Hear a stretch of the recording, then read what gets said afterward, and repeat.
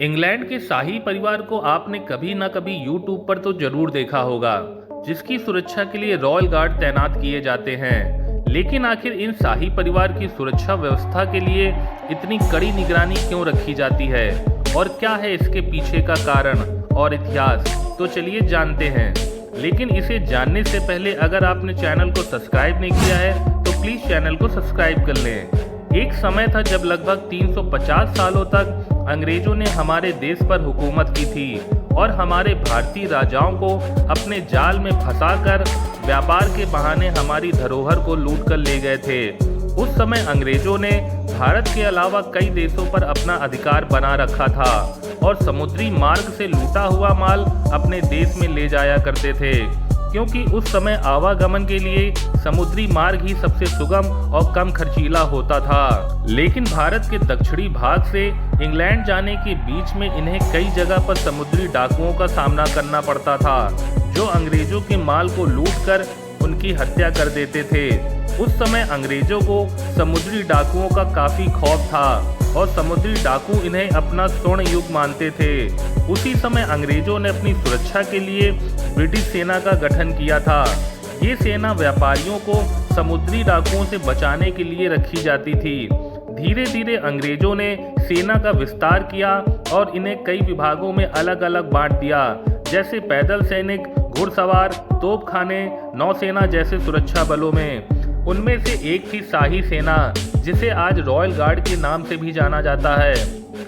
इस royal guard का काम ब्रिटेन के शाही परिवार की सुरक्षा करनी थी। पहली बार रॉयल गार्ड की तैनाती 1523 को रॉयल पैलेस यानी राजा के महल में की गई थी। उस समय राजा की सुरक्षा के लिए 100 से 200 सैनिक तैनात किए जाते थे, जो रॉयल पैलेस की सुरक्षा के साथ साथ शहर की सुरक्षा व्यवस्था और अग्नि सुरक्षा के लिए भी जिम्मेदार थे।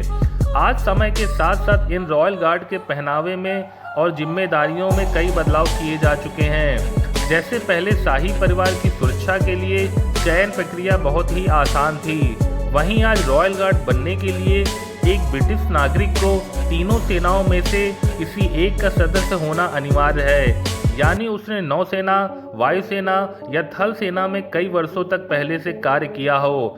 बात की जाए इनके पहनावे की तो ये लाल रंग का कोट और भालू की खाल से बनी टोपी को पहनते हैं, लेकिन इसके पीछे भी कई कारण हैं। ब्रिटिश नागरिकों द्वारा लाल रंग पहनने का मुख्य कारण यह था कि लाल रंग नीले या अन्य रंगों की तुलना में सस्ता पड़ता था और लाल रंग का इंग्लैंड की पुराना नाता है। पूरे इतिहास में लाल और बैगनी रंग राजघराने का पसंदीदा रंग होता था।